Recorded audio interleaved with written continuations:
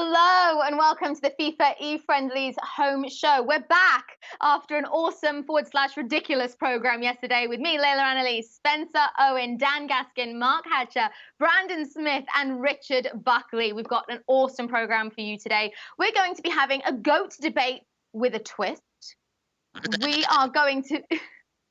Thank you, Spencer. Spencer has his effects machine, which means it's just all going to be amazing. We've got part 2 of our quiz. We've got a brutal battle for the top spot there. And we've got the voice of Love Island, keen gamer, Ian Sterling will be on the show, as well as 2 big nation friendlies for you. Germany v Poland, as MegaBit is going to take on Milos, and our Legends game, where Alfonso of Spain will be taking on Francisco Cruz of Portugal. So I guess the burning question to begin the show today is, Richard, have you eaten all the shortbread? Not yet, Layla. There's 17 packs to get through. I'm not an animal. 17? However, I am feeling quite fresh today. I thought, bring a new shirt on, and I brought another little prop, because I want to bring some summer energy, some spring loving from Richard to you. Oh, he's got the glasses on. He's got the glasses on. He's looking dapper, but loving the sound effects. Looking dapper, but is it as dapper as the velvet T-shirt that Spencer is wearing? This is literally velvet, isn't it, Spence? I'm a velvet kind of guy. Listen, I wear velvet sometimes. Deal with it. I don't know where you get a velvet T-shirt from. I made it myself. I found some blue fabric, mixed it with some green fabric, and then look on your higher. I've got a bit of pink in there as well. It just looks like my grand's curtains, to be honest, Spencer. But, I mean... Thank you. I'm glad you've got creative. I love these how are you lockdown conversations, because we all know very well that no one's really done anything since the last time we spoke yesterday. Mark, have you gotten any better at the guitar? About as good as I was, I think. I don't think there's been any movement either way. Me and Spencer have been jamming in the rehearsals. It's been to be honest, beautiful is how I would describe it. It's beautiful from your side. I don't know. Mark's good. Mark's very good. I'm can we judge? Can we judge ourselves? Can we hear a little renditions that we can choose? Doesn't Mark play something? Or is that putting you on the spot? All right, are you trying to mirror it? Okay. No, I won't. I just won't. I'll got tambourine. I'll get the tambourine going. Get the tambourine out.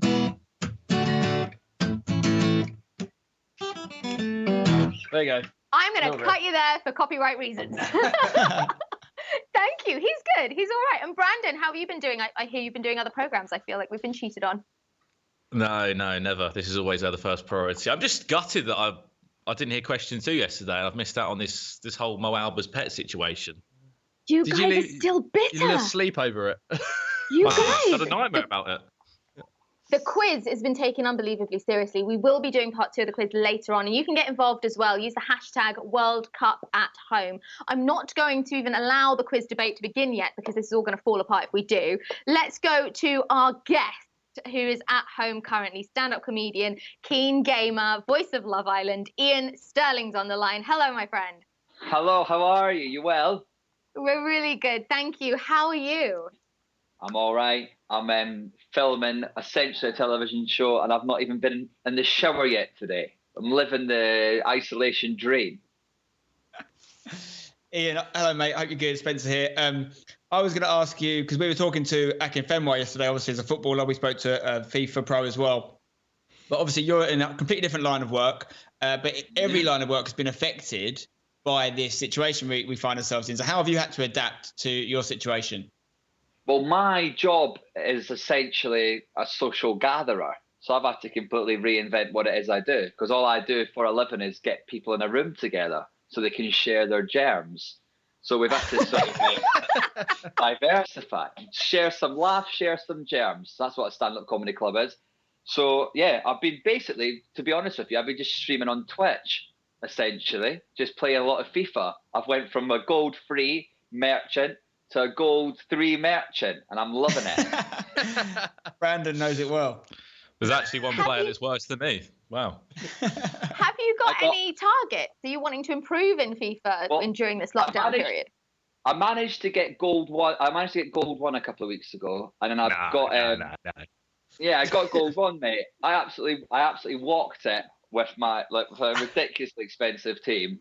and it's not quite panning out. But yeah, it is nice getting better at something. I've not really committed so much time to FIFA since I was at school. Everyone, all my loved ones and professional colleagues are worried for me. But I think I'm going to quit comedy and become a full-time professional FIFA player. That's the ultimate end game. Me and Tex playing for Liverpool together one day. That's the dream. Dream. I love that you're saying that in sort of jokey vibe, but would you enjoy being a gamer as a career? I think you probably would. I'm loving this. Like I said, I've not washed. I'm currently naked from the waist down. This is incredible, and I've quite enjoyed all the sort of technological side of things. I feel really guilty now about. Do you know a few years ago when you used to get really angry at your parents when you're trying to get them set up on Facebook and get them a new laptop and all that, and you thought they were like ridiculously stupid. And now in a world of like house parties and Zoom calls and all that, I realised, oh yeah, this technical stuff's actually incredibly difficult. So I'd like to apologise to all the parents in the world. And also I'd like to apologise to all the young people, because all the old people have now ruined TikTok for you. I'm there. We're all there. We're going to ruin TikTok like the old people ruined Twitter and made it all angry and aggressive. Ian, it's Onset here, aka your teammate, former teammate. Obviously, we've separated since the pro clubs that we played together. We were robbed. It was an outrage. I can should hang his head in shame. Exactly. My question for you, before it gets too emotional, because I know that we had a good cry together after it all went down, was just the fact of how different is it to just play FIFA on stream in weekend league or whatever, and then actually have to play in a tournament scenario? Because that's the difference, isn't it? Between there's a big jump, there's a big change in mentality. It literally, my palms were sweaty. I couldn't quite believe what was happening. I've never felt nerves like it. I felt like I was back on the football pitch when I played for Inverness under-16s. It's a much different vibe, but I liked it, and it is mad as well. With like this whole that sports psychology, how nerves and all that can affect how you play a game, and how it affects sport as well as like an e-sport is such a big thing for me. I always thought that was overplayed a bit when I watched like e-sports games, but it's legit a thing. Ian, we're doing a little bit of a quiz on the show at the moment. And I'm thinking about going down the line of not answering questions correctly, but instead just trying to make people laugh. What would be your advice there? Is that a good route to go down? It's a very funny route. And also you can sort of do that thing that I do where you act when I'm not good at something like football. If you act breezy like you don't care, it covers up for your ineptitudes. Yes, perfect. I think this is going to be the plan. I think I've done that forever. Every time I play fives now, I just act wacky, like I don't care. Whereas deep down inside, I'm crying and I'm overweight and can't play football anymore. Quick one, Ian, from Richard. You said you've got a ridiculously expensive team on FIFA. What is the team? I'm intrigued. Prime Moments R9. Prime Moments for like Team of the Year Messi, Team of the Year Mbappe. Who else? Neuer in goals because all goalkeepers are terrible, and then loads of backliners. I've just realised I feel terrible. You can hear my dog bark and there's someone at the door, and I've just realised I've left the door locked. I feel absolutely terrible. This is the problem about broadcasting from home. I feel like I need to run quickly and open the door for someone. Ian, do you want to do that? Do you want to run and come back? We can wait for you. That's. I'll be 10 seconds. Do it. Be 10 seconds. This is the reality of this show. Like, let him go and open the door. The poor dog is barking. There we go. There's Ian. I'd love to know who was at the door. I would love to know who was at the door. Yeah, we'll find out, I'm sure. What I like about this, and I think we see in moments like this as well, is you realise the game of FIFA and how many people it brings together. He's back. Like, we've got Ian, that obviously, was so who's quick. from the world of comedy. He's back. That was so quick. Luckily, I've got a very expensive team, but not a very expensive house. So it didn't take me too long to get Spencer, you finish off, though, because that's a good point you were making there. Yeah, no, I was just saying, like, it's great having Ian on, and you remind yourself, sometimes we do our events and it's very serious because it's high-level competition, and we've got the players and the pundits, but there's so many other people that from the world of whatever it is, comedy, whatever, that play FIFA and a huge part of the community. And Ian is a great example of that because he streams a lot on his Twitch channel and stuff. So he's a real big part of it. So it's great to have him on. Yeah, and also I think as well, things like games are such a great way to properly communicate with people. especially like men my age, sometimes it feels, if you, Spencer might know this as well, sometimes if you phone a friend up for like a chat, they think you're mad. Whereas if you have a game of FIFA with somebody, don't you ever try to talk to another man about your emotions, but sometimes they look at you how like the dog looks at a telly when he sees another dog on the telly, just like confused. So with FIFA, you can sort of talk about things and have and communicate and, you know, open up and make yourself feel better, because it's important to chat, and you can do that whilst getting goal 3 with a prime icon moment of the night. I'm Ian, so I went down one flight of stairs. This is so embarrassing. Ian, I want to know a little bit more about what kind of FIFA gamer you are emotionally. Do you get really competitive, really deeply into it? Are you kind of a throw the remote kind of guy, or do you play it to relax? I like to play it to relax until Weekend League, and then I am a FIFA rager who has got a loved one who shares a house with him. So when I lived alone, I used to do proper throwing controllers, and now I've got to do the sort of like bite your fist, like, because you can't let other people around you know. I'm also a big fan of my favourite thing in FIFA, and you'll watch this a lot in today's competition. For some reason, when you sit like this, you're terrible at FIFA. But the minute you sit like this, you're the greatest FIFA player that ever existed.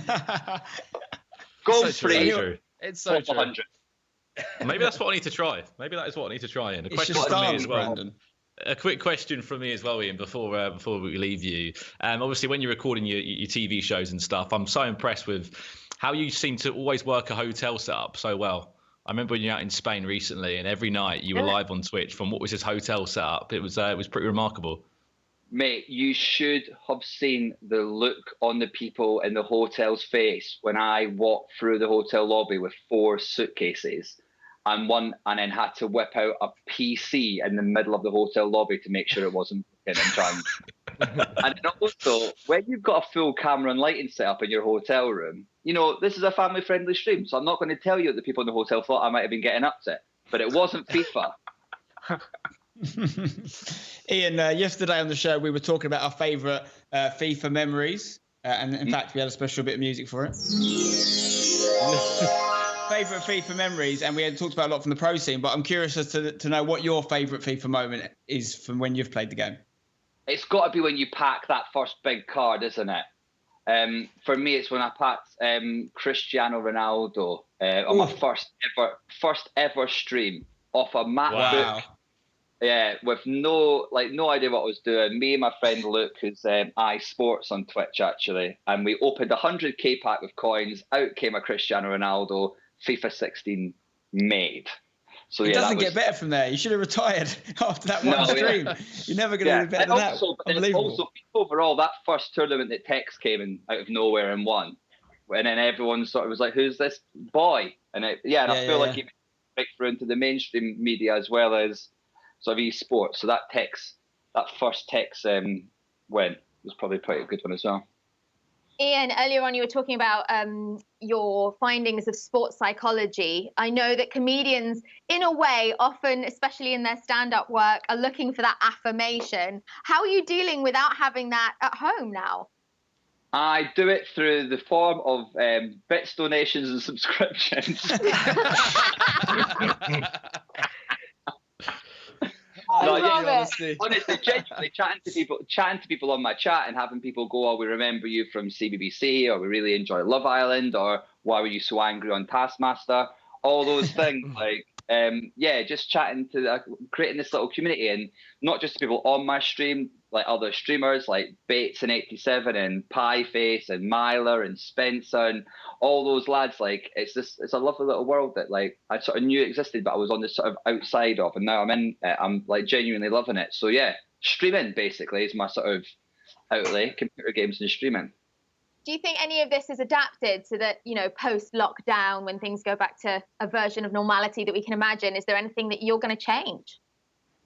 I'm never wearing trousers ever again. Just going out in his pajamas. I'm gonna look like Donald Duck all the time. Love it. Love it. Ian, thank you so much. Really great chatting to you. I appreciate it. Thank you very much, and sorry that I had to answer the door. That was the least professional thing that's ever happened. It's fine. This show is the least professional show ever to go out. We're cool with that. I'll love you all. Twitch.tv/Ian Sterling. Hypex, #form. Bye. I love him. That was perfect. That's exactly what we wanted. I liked him a lot. Guys, what did you think of his FIFA team? Like his most expensive team, Mbappe in there, of course. I mean, Brandon wouldn't even get gold one with that team, so it's okay. I know that's what we were thinking. He bought gold one. Yeah, you can. I can't believe that team. He said the first player, and I was already blown away. He's like, yeah, prime icon moments R9. I'm like, well, that's worth more than my team altogether. Just to so that's one player. Perspective. That's probably more expensive than all of our teams put together. I don't know. Dan, you've got a pretty good team, haven't you? Yeah, I was gonna say, don't try and lump prime yourself in with us icon normies. What do Who's you got have? the best team out of you five? Dan, definitely Dan. What have you got? I don't know. By miles. I don't know. Dan. Expensive, probably. I've done a lot of mid-icon Dan. upgrades. Buckley's I love done it. Eusebio. My best two players are both. I both got in packs untradeable. I've got Van Dijk Team of the Year that I packed in an SBC pack, and I've got Prime Icon Moments Mateus that I packed in a free untradeable pack. Middle Thanks. cross On is the my back boy. of- I'll never get rid. On the back of Ian talking about things, things that would change. Obviously, he's just going to go out in his pajamas all the time. But do you think we're going to see more celebrities sort of streaming post-lockdown and staying alongside the FIFA gamers? Well, I wouldn't be surprised at all. I mean, as soon as the kind of lockdown started, certain products you'd be surprised about started to get sold out, like webcams, for example. Everyone was getting themselves a webcam.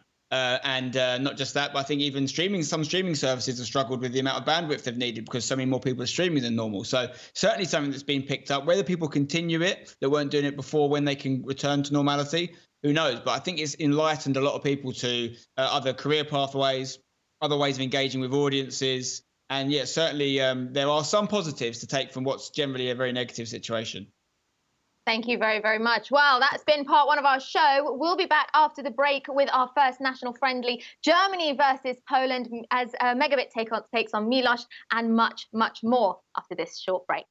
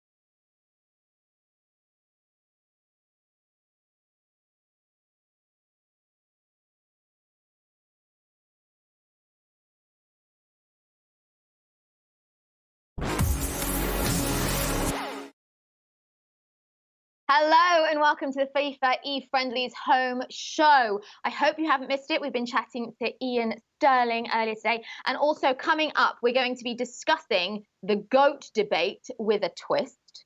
We are also going to be having part two. There we go. I was waiting for it. on delay. We got it in the end. We're also going to be having part two of our quiz later, and we've got two friendlies for you. Before the friendlies begin, let's have a look back at all the other friendlies that have been happening over the last few days. If you haven't seen them, here's what you may have missed. Well, we saw a number of E-Nation stay and play friendlies take place this week. The first one saw Norway take on Denmark. This is Denmark's 4th goal in a very impressive 4-1 win. Fantastic game there, Brandon. We got a South American clash between Brazil and Colombia. Brazil running out 3-0 victors in the end. The pick of the bunch, that goal from Zizinho from a free kick. And the action didn't stop there. We go back over to Europe where we saw Germany, very strong nation when it comes to FIFA esports, up against Austria. 5-2 victory it was there. You can see coach Benedict Sauser on the screen, and MegaBit putting the sword to Austria. That was to get the goal back. Another interesting game here between two European countries. Russia beating Finland 4-0. This goal coming just on the stroke of the 90th minute. A fantastic strike from the edge of the box to make it 4. We were able to see a handful of goals in this one. 8 goals in total between Malta and Portugal. This was Portugal's equaliser early on. This is Diogo Jota as well. Professional footballer in action of Wolverhampton Wanderers. Ronaldo getting the goal there, but unfortunately it all went downhill in the end, and Malta snaps that win 5-3. Japan versus Malaysia here. Japan come out with a 4-3 victory in the end against Malaysia. They took a couple of early goals here. James Maddison playing for Leicester as Malaysia not in FIFA 20. 4-3 win in the end for Japan. And probably our most comfortable win of these E-Nation stay and play friendlies. Israel, 8-0 win. This is Dabur as well. Professional footballer, another one of those that seems to be incredibly good on the sticks. 8 goals in total. Unfortunately, no way in for this Romanian side.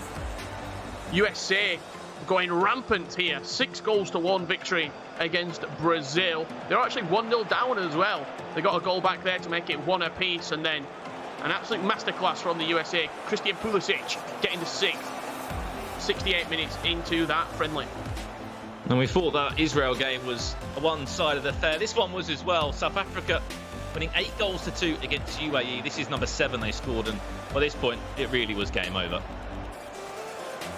Comfortable victory there for South Africa, Brandon. Our final friendly for today. Colombia up against Chile. It was a 3-0 victory for Colombia. Juan Corradado down this right-hand side, whipped into Martinez, and a comfortable 3-0 victory for Colombia. And of course, we also saw this game as well. Norway against Denmark, which finished 2-2 in the end. Norway were leading by 2-0, but Fredberg was able to fight back for a second time late on into the game. And you can see exactly what it meant to him as well. Come on! This was our second friendly game, Brandon, between Peru and Mexico. It was a 1-goal lead for Peru, but Mexico came back with a late resurgence. This was the winning goal. Lovely build-up on the edge of the box. Smashed it.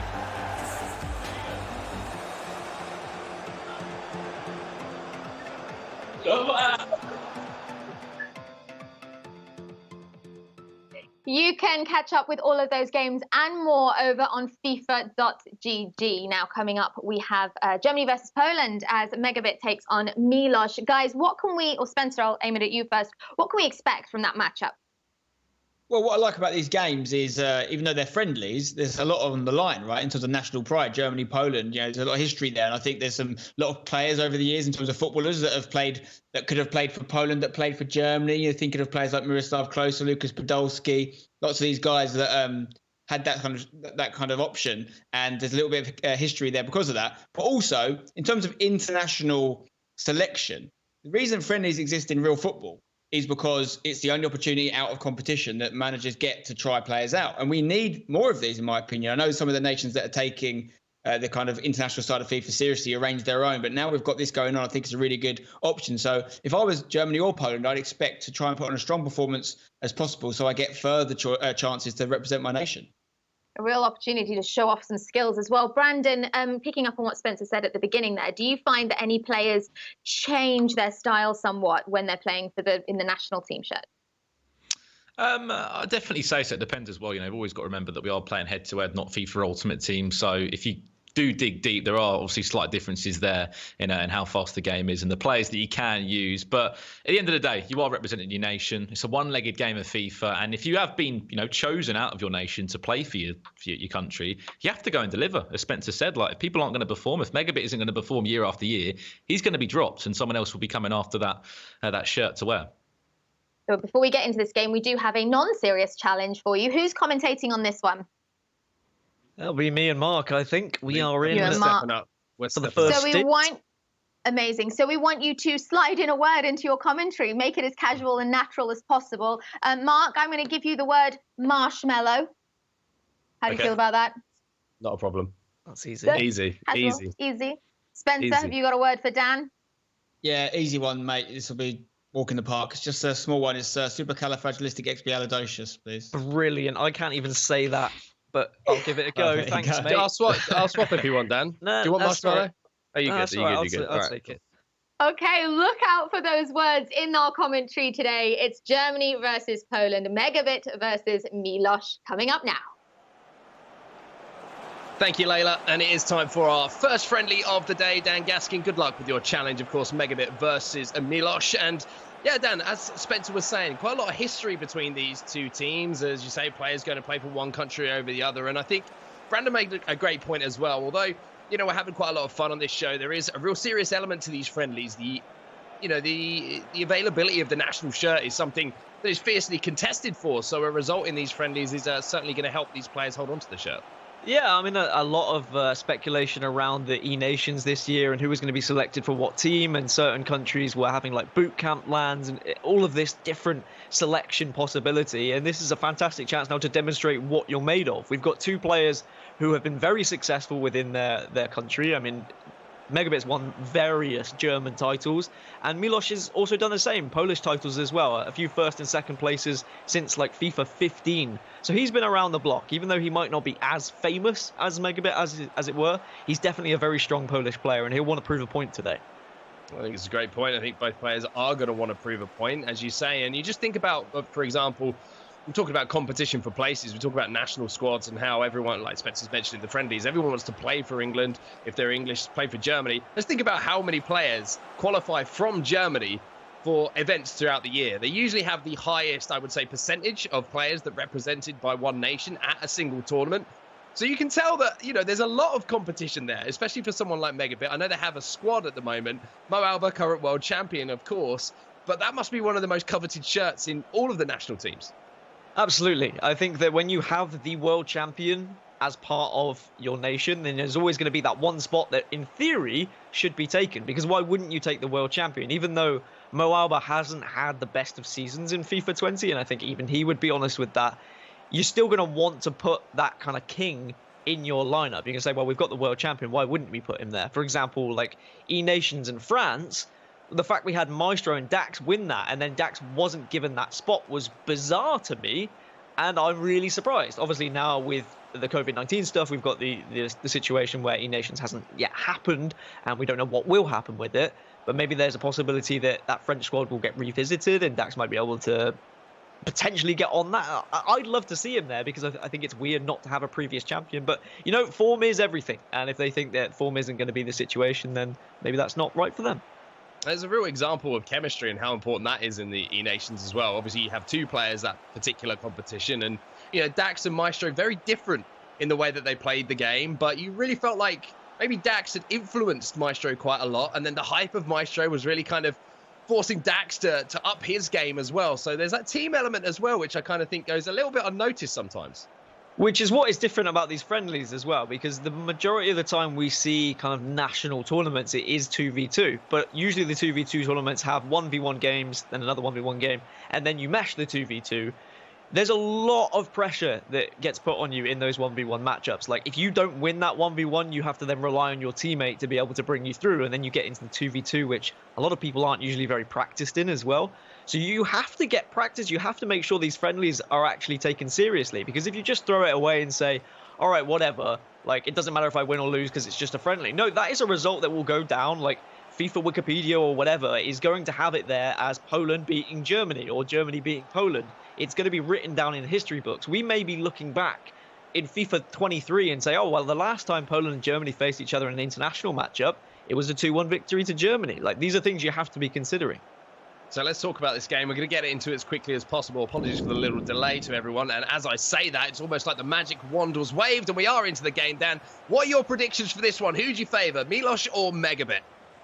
Well, being conscious that they can probably both hear me, I will probably have to go for MegaBit purely on his history and what he has achieved across the last few years. We haven't seen too much of Milos throughout FIFA 20. He had a relatively successful FIFA 19, but of course the game does change year by year. Play styles are going to be very important, and I think MegaBit just has a little bit more experience with tournament play this year. So you can see Milos at the moment in his player cam. MegaBit in his as well, holding very still, which is always good to see. Lovely control over his own body, but as I should mention as well, like was brought up just before, all these friendlies are played on the 85 rated mode, as there is potentially a chance early on. Not the normal FIFA Ultimate Team that we're used to seeing a lot of these players perform and do their thing on. But speaking of doing their thing, Milos is in pretty early here for Poland.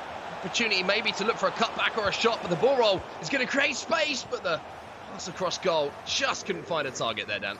You can see the difference in speed between like Ultimate Team and the head-to-head 85 rated mode that we are seeing the players go up against each other. It means that you've got a little bit more time to kind of decide where you want to go when you're in the box. The players aren't going to be as good defensively, but they're also not going to be as good offensively either.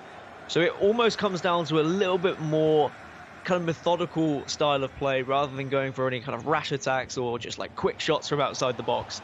And I think that probably favours both players in this instance from what I've seen of them in the history of FIFA. They're both very build-up style kind of players. They're more than happy to play the ball around the midfield of the park, bide their time, and then push when it's necessary. Apart from that one opportunity maybe for Poland to break the deadlock here in our first friendly of the day. Not really much to report. No shots on target for the goalkeeper to be troubled by. Zielinski goes all the way back to the centre-back now. And this is what you were talking about, Dan. That kind of measured build-up approach that maybe you have to take a little bit more in the 85 rated mode without having the guarantee of certain players having X skill moves, for example. All players in this mode are capped at 3-star skill moves. So you have to be a little bit more thoughtful of how you're getting the ball towards goal.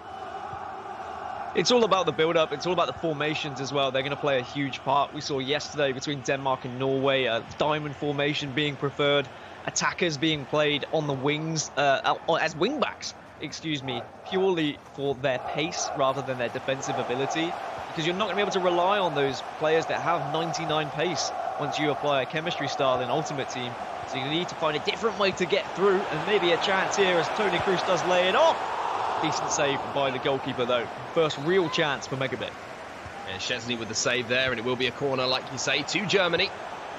Hector now back to Toni Cruz, just exchanging some passes on the edge of the box. And now the ball fired in here to Timo Werner, and he's going to get a little bit fortunate here. MegaBit steals it off the toe of the defender, and Germany take the lead here in the 23rd minute of the game. Sometimes fortune does favour the brave. You always say it, Mark. You've got to get the ball in the mixer to give yourself any sort of chance. Played the ball, hoped that the attacker was going to be able to just stretch his legs past the defender. Even though the defender got there first, sometimes they can't get it away from their feet. I think Milos was desperately trying to just hoof that one up the pitch, but unfortunately it doesn't work out for him on this occasion. As you could get a quick glimpse there of the formation of MegaBit, just playing a standard 4-4-2. So not the meta 4-2-3-1 that we might typically see in Ultimate Team. We do see a few people going for the 4-4-2 in tournaments, but 4-2-3-1 certainly has been the most popular over the last couple of years. But an early lead for MegaBit, I think Milos is going to have to come from behind. So here's Krychowiak going forward now, and maybe straight from the restart, it's going to be Poland and Lewandowski who can break through, but Jonathan Tah stood strong in the tackle. Now Goretzka goes wide as Julian Brandt is going to pick the ball up, and a beautiful switch of play here. That's the ex-Arsenal man, now at Bayern Munich, of course, Serge Gnabry.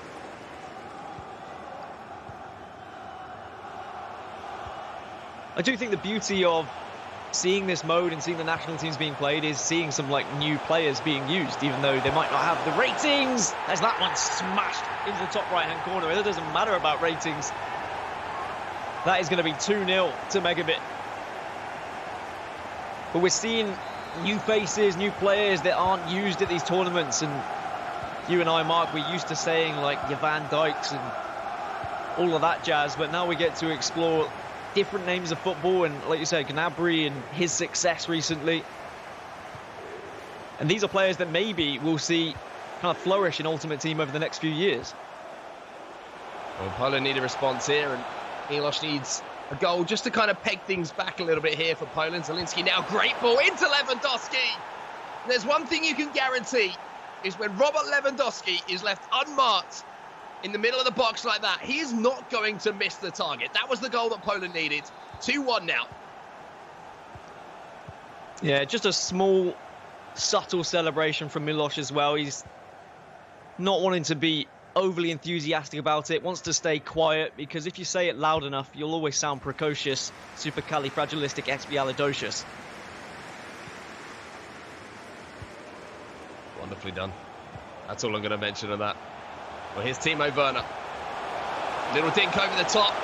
The defence has just split apart there. Toni Cruz, just after Poland have got back into the game, MegaBit answers back. 3-1 now. And a 2-goal lead restored. It was looking a little bit soft a minute ago when Poland scored. A little bit like a marshmallow, but now they've restored that 2-goal advantage. And the 2-goal advantage is so important in FIFA as well. We will say it time and time again. Just giving yourself that little bit of cushion, that room for error. In case you make that one mistake, that one slip up, the goalkeeper throws it to the wrong man. And I would say in FIFA 20 in particular, a 2-goal cushion is more secure than it was in FIFA 19. But in the 85 rated mode, there is always going to be that possibility of that one little ball going wide, or maybe just that little mistake from a defender. Ideally, I would say 3-goal cushion is going to be your kind of go-to scoreline to really think you're in control of the game. MegaBit might have just found another opening here. Tries to take the shot. First time! Falls back to Timo Werner. And he can only strike the upright there as the goalkeeper was left floundering. And it's near post, and MegaBit looking really dangerous now moving forward. Goretzka and Cruz interchanging passes, but just couldn't find that ball through. So the man at the top of the pitch is Jonathan Tah, just steps in and picks the ball back up, and possession again turned over to the German here. Maybe a chance here to make it 4, but it's going to be pulled back by the referee. It's going to be offside. But MegaBit just looks equally as threatening in this 85 rated mode as he has done in Ultimate Team over the years. Has a fantastic vision for the game, knows exactly what he wants to do when he's building up. Very good at seeking through balls and passes and just linking up play between his players. So there is the half-time whistle then. At the end of the first half, Germany do lead a 3-1 over Poland. You have to say, I've kind of missed watching a lot of MegaBit this year. We haven't had the opportunity to see him as much as we normally would in latter rounds of tournaments. And, you know, he mentioned it yesterday that, you know, the style of game may be not suited to him, but it's just a reminder of the attacking prowess that the German has, how good he is going forward and how good he is at converting chances. And for Poland now, they're kind of seeing that a little bit themselves. Milos has got a lot of work to do in the second half. I think this 85 rated mode really suits MegaBit, to be honest. And whilst it might not be the go-to competitive mode at the moment, like, we never know what might happen with tournaments in the future. So it's always worth practicing these different modes, and there is always going to be some similarities that cross over from Ultimate Team into 85 rated mode as well. Like, your natural FIFA ability and how you read the game and how you play the game is always going to transition to both. And we can see that with MegaBit because he's just so good going forward. The second half is underway. If you're just joining us, you can see the scoreline in the top left-hand side of your screen as well. 3-1 to Germany after the first half. And the interesting thing for me is, having played so much Ultimate Team and watched so much Ultimate Team with the tournaments we've had down, you kind of expect to see certain traits from certain players. And I'm seeing Toni Cruz picking the ball up and just accelerating into space, which is something that you just can't do with these foot item in Ultimate Team. It just makes something a little bit different, doesn't it? It might not be the natural way that those players play, but it seems like it's a very balanced style for this friendly format. Maybe a chance for Poland. Lewandowski does fire one back. That is one hell of a save to keep this at 3-1. Historically, Mark, between these two teams, Poland have only ever won one game in the history of Germany versus Poland in real football. That was in 2014. They beat Germany 2-0 in the European Championship. But other than that, it's been 13 victories for Germany and 7 draws. So hasn't gone too favourable for Poland. And at the moment, it looks like it's going to be in favour of Germany yet again, unless we see a big second half from Milos here. Yeah, I'm sure that there's a lot of international teams who would be hungry for wins over the Germans. Fantastic footballing nation, as we know, and a fantastic FIFA nation, as we also know. We've talked about it a little bit before. Referee's going to let this one just run on here as Piatek's going to pick the ball up, and Lewandowski now lays the ball off. Zielinski steps forward from centre midfield, building here for Milos. Can he break down MegaBit, though? That's the question. Piatek, beautiful little step over, and again, Jonathan Tah steps in at just the right second to win the ball, just as things were looking dangerous. You do have to get creative with the skill moves, because all the players only have 3-star skills. It means you're not going to be able to do maybe skill moves that you're used to using when going forward playing FIFA Ultimate Team. Of course, you might be watching, you might be saying, well, I don't play Ultimate Team, I'm a head-to-head player, I'm used to using certain skill moves. These players are playing competitively in Ultimate Team week in, week out, or weekend in, weekend out, depending on where they're going to be. But honestly, the 3-star skills changes everything, and you can see how just a simple step over almost was able to get him through goal. But you can see the formations being changed by both players here. Just getting some fresh legs onto the pitch, some substitutions, very important in any FIFA mode to ensure that you're just keeping fresh legs on the pitch. Stamina is a big thing. You don't want your defenders just being burst by some pacey attackers that have just come onto the pitch. One thing we should mention, we're talking about skill moves a lot in 85 rated. The weak foot does scale up from Ultimate Team and head-to-head, so they'll still have that in their locker. So someone like Kai Havertz is certainly going to be dangerous when he gets inside the box. It's just been brought on here by Germany, and MegaBit probably going to be looking to use that to try and close this game out. 64 minutes on the clock as he fires in a beautiful ball there to Marco Reus. Toni Cruz again turning back, and he's going to be dropped, but I think the referee's going to let that play, and Toni Cruz is angry about that, tries to snap in and win the ball back almost immediately. But for Milos and Poland, chance maybe on the break here, Dan. Definitely a chance on the break. Plenty of red shirts flowing forward if Lewandowski is onside, which he is. He's going to play this one back out onto the edge of the box. Now there's plenty of German shirts to contest this one, and Emre Can will step in and put that attack to bed. Very comfortable in the end. What looked like a very promising attack, but you can see how quickly you can get players back in FIFA and put bodies in the way. Szczesny thankfully punches that one away. Yeah, a little bit scary there from Szczesny, more of his Arsenal days than his move to Italy, where he's obviously had great success. I say that as an Arsenal fan. Zielinski now goes out wide once again. And you have to say, second half, Milos really has grown into this game. The question is, can he break down MegaBit's defence? Can he find a way through to give himself a chance of finding an equaliser? As there's an overlap here, he tries to drive it across goal. And Schultz will cut it out. The pressure's still on here, as Poland look to find a little bit of space here, as Lewandowski turns back on flat right foot, but can't find a penetrating ball into the box. MegaBit is rushing the ball out of defence though, which is going to give Milos a chance back in this game. MegaBit keen to maybe show what he's made of, go for a fourth, maybe even a fifth here. But if he's not careful, one of those balls could go wayward, and then suddenly Milos could be just a goal in it.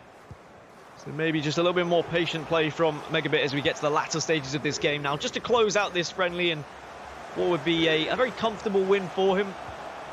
I think that Milos hasn't really been able to create the chances he would have liked. He's played a couple of balls too quickly up the pitch, and MegaBit has been there to step in with the likes of Tart. MegaBit now looking for a fourth, but Toni Cruz passes it into the defence of Poland. It's got to be a goal from this attack, I feel, Mark.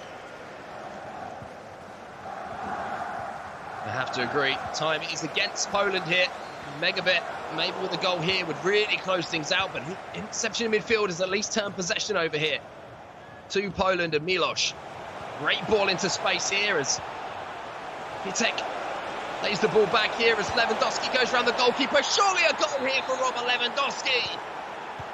And Poland And Milos, fronted by the incredible striker Robert Lewandowski's double, are now back in this game.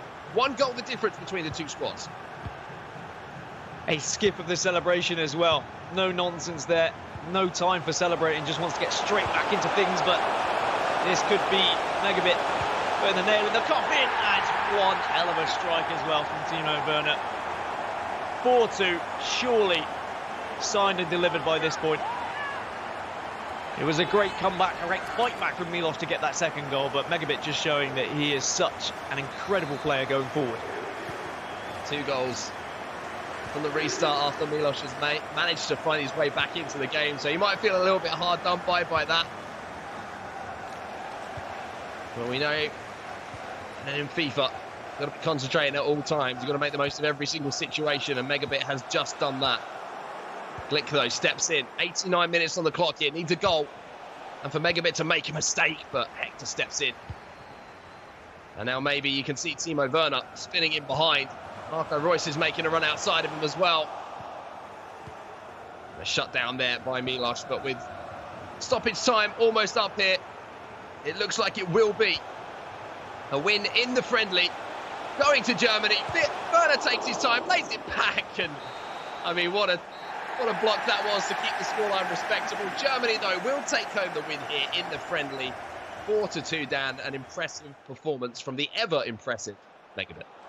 Yeah, Germany, who are very successful on the international scene in real-life football, they're showing what they're made of in the FIFA world as well. And quite rightly, that MegaBit, a true legend in the German FIFA scene, he's at the helm there. I'd like to see what he can do throughout, I want to say throughout the rest of the season, but I guess we don't know what's happening. But just the future of FIFA in general, I think MegaBit is a great character. He's got an amazing personality.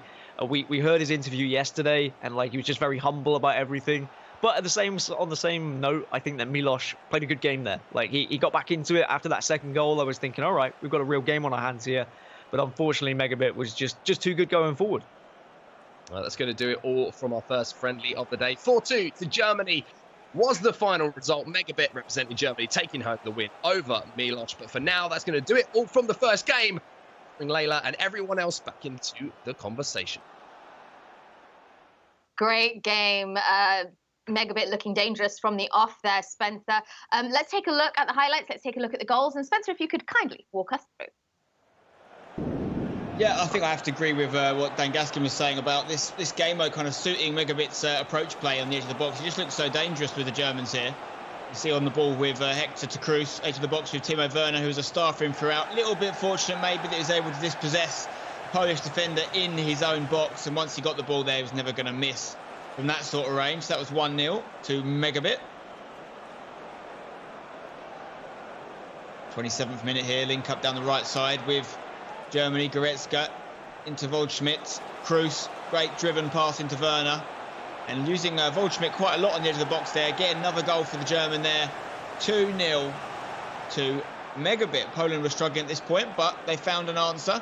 Lewandowski, of course, crucial to anything good in the attacking sense for Poland, both virtually and in real life, of course. Grzycki here. Zielinski, nice football, quick passing. That was the way he was able to cut through the German defence for the first time. So made it 2-1, made it a bit more interesting.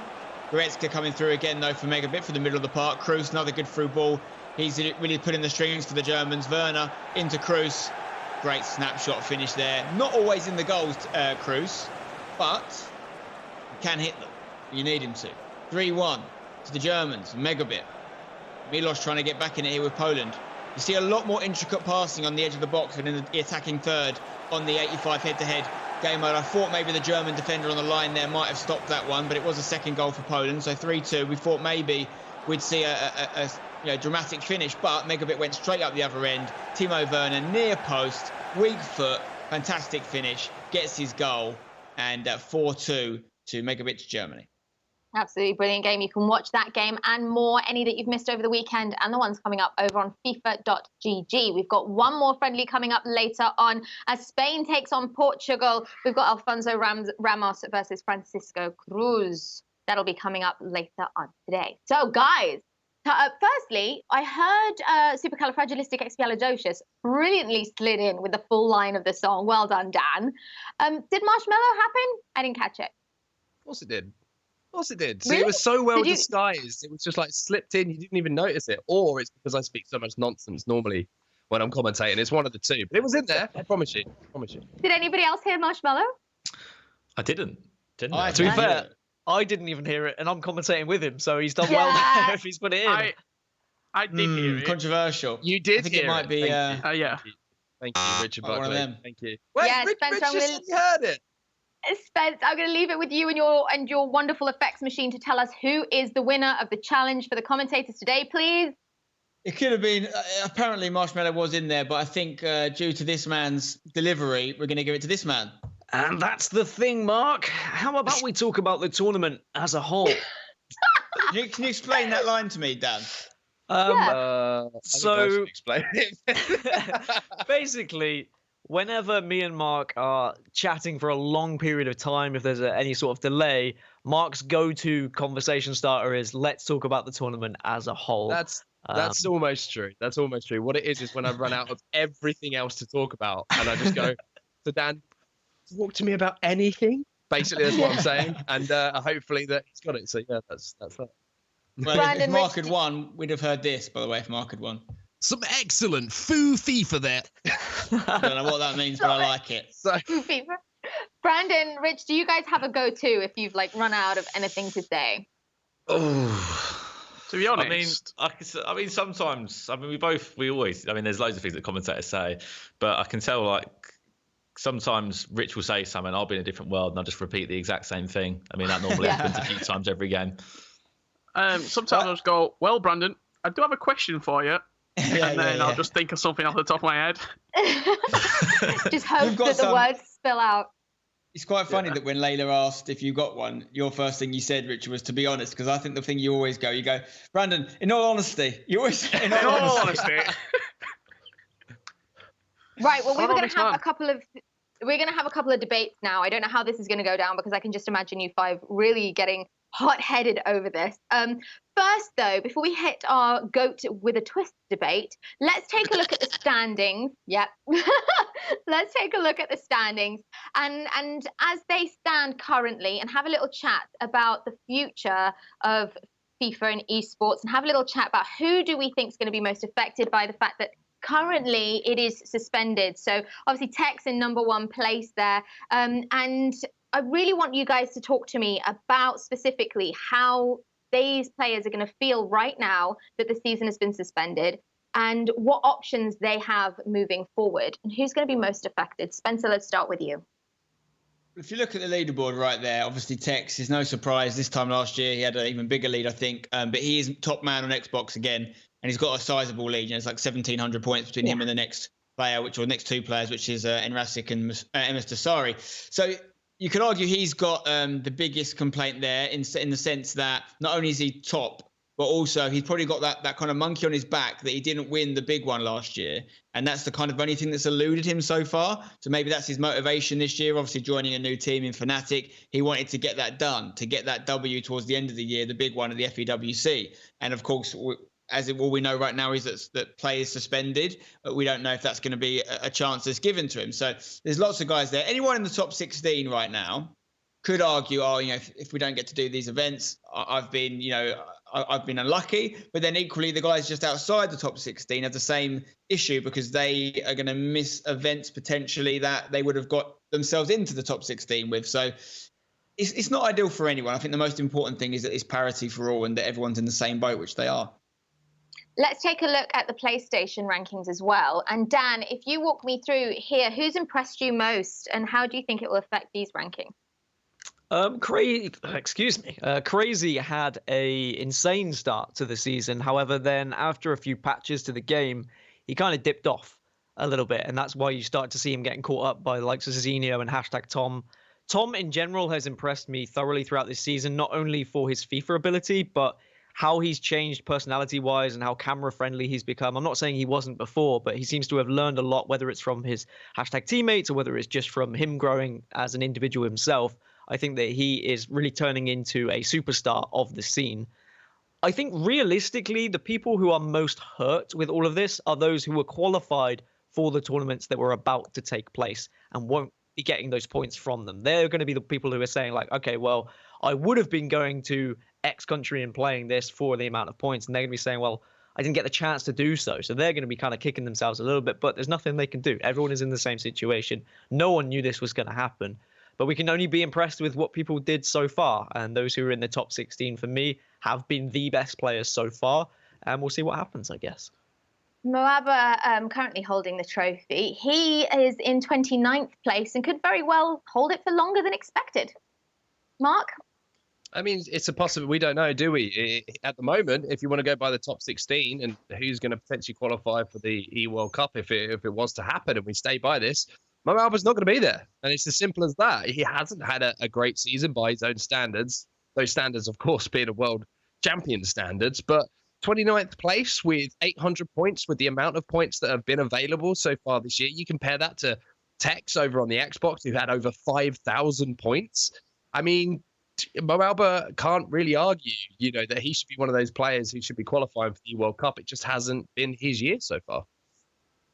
Brandon, your thoughts on the standings so far and how the players must be feeling about the options going forward, what options there could be? Yeah, I'm sure there won't be any complaints, I'd say, from the handful of South Americans that have been dominating so far this year. If you look at technically the top 16 on Xbox, top 16 on PlayStation, I think 9 out of that 32 are South America, and that was kind of the main talking point, wasn't it, at the beginning of the year? The first few FUT Champions Cups was South American dominance, and as Mark was saying as well, we didn't see Moaba much. We saw him at a few events, but we've had 4 majors, or you should say 5 majors, so to speak, 4 FUT Champions Cups and an E-Club World Cup, a few league, of course, qualifiers in there as well. But I think everyone's just left in the dark at the moment. But we are in the situation where we are. Health has to come first, and nobody knows what to do. No one knows what we should do. But those like Tex and those like Clash Crazy have had a fantastic start to the year. And I think we knew by December that they'd already be at the grand finals if there was a grand final. So we can do stay home, stay safe. Go ahead, Richard. Go on. I disagree a little bit with that, because if I was one of those South American players, I'd be absolutely fuming. This is my year. I've come out and I've dominated the scene. I've played really well, and potentially I'm going to get nothing for it. If I'm a Mo Alba, if I'm Nicholas at 24th, 29th, Ajax Danny at 61st, if anything, I'm like, okay, let's null and void this season. We can go again next season. So if I were one of them players like Clash Crazy, who has come out guaranteed a grand final spot and potentially gets nothing for it, I'd be one of those most annoyed. Well, I think it's important to jump in on that one, Richard, because they're not getting nothing for it, because there's been prize money at every event, and let's not forget that. Of course, it's about building towards the climax of the season, which is the FEWC, and everyone wants to win that. But it is important to look at the tournaments as their own, events as well, and there is prize money at them. So I completely agree with anyone that's feeling a little bit sorry for themselves and with the effort they've put in. But I think it's important to remember that there has been stuff for it. I also think, to jump on something that Dan said as well, to give you a little anecdote that I probably wouldn't be able to tell in a normal FIFA tournament situation, but I think now's a great time. He talked about #Tom and how impressed you've been with him. And obviously I've had a close relationship with him this year, #. And one anecdote I can tell you about Tom, which I think really shows you the measure of the man, because he's someone I'm a big fan of, and I've worked with a lot of FIFA pros, and I think he's right up there with any of them in terms of professionalism. Right at the start of the year, we were doing one of the qualifiers. And as you know, everyone qualifies from their own locations. We have a #HQ. Tom's in the HQ. And for some reason, we still don't know why, we're having some serious connection issues with a player in Spain he was trying to connect with. And everyone's internet was fine. It just wasn't working. We couldn't quite figure it out. Went through all the appropriate channels to try and figure it out. And there basically was an amount of time we had to get the game played by. We couldn't make it work. So we just thought, let's just try somewhere else. And I lived not too far from the HQ. We got Tom back to my house, set him up on my console. He obviously has to get logged in, he has to get comfortable. But, you guys know how important the gaming setup is to these pros, right? And how used to their setup they are. He ends up playing his qualifier on this crazy lounge chair I've got on a 50-inch TV, which I know sounds good, but all pros know you play on tiny monitors, right? He's doing it on a different controller to usual. Yeah, everything that you could change was different, right? And at that point, he'd won every single game, I think. Anyway, long story short, he ended up losing that game, I think 3-1. It was tight. It was just a completely different scenario. And it's not about him winning the game, because he didn't win the game, but it's about his reaction to it. I know so many people in the scene who've been put in that situation, would just throw their toys out the pram and be like, I've been hard done by here. I've had it all against me. His reaction to it was unbelievable. I think within 20 minutes of it, and he finds out he can't qualify for the event as a result of that game, sends a tweet out going, tough weekend for me, but we learned from it. And I'm like, What do you even learn from that? He'd done nothing wrong, and he'd been put in that situation. That was the moment I realised this guy's a cut above. Yeah, top lad. Yeah, so many things he could have blamed. Awesome. Right, we are going to discuss now our GOAT debate with a twist. Yeah. Cue the GOAT. Yeah. A GOAT debate with a twist. So the twist is we want to discuss the greatest of all time duos, the greatest of all time pairings. Those of you at home, we want to hear your thoughts as well. You can get in touch via the hashtag, just hashtag World Cup at home. So we want to know your greatest duos. Richard, let's start with you. See, I was going to start. I thought about it, and then I was thinking France, but I'm going to go Saudi Arabia, and I'm going to say Desari and Al-Shiri. Just a simple fact, 2 world champions, different eras. In my opinion, Desari is the individual best player of all time, grand finalist, winner, lost in the grand final the year after, won multiple titles over multiple years. So I'm going to go with Desari and Al-Shiri as my best duo. Spencer, I heard a lovely sound effect from your actual mouth that time. What were your thoughts on his duo, and who would yours be?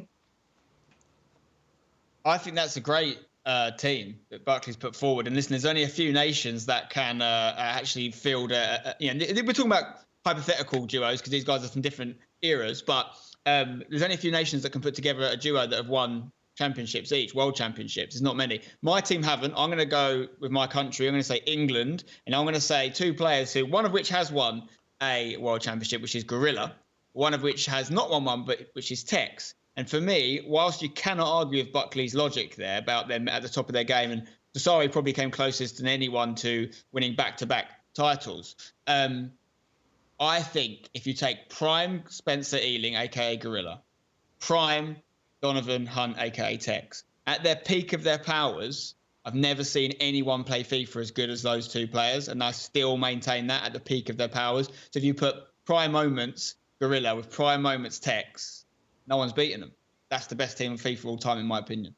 You could still get 2 English world champions though. Chris Bullard, of course, was a world champion as well. If you wanted to go down the 2 world champions route, I mean, I'll throw a spanner in the works, and I'll give you Spain, Alfonso Ramos, 2-time E-World Cup winner, and then I'll put him with JRA Lion, just because JRA Lion is probably the most beautiful man that is in FIFA esports.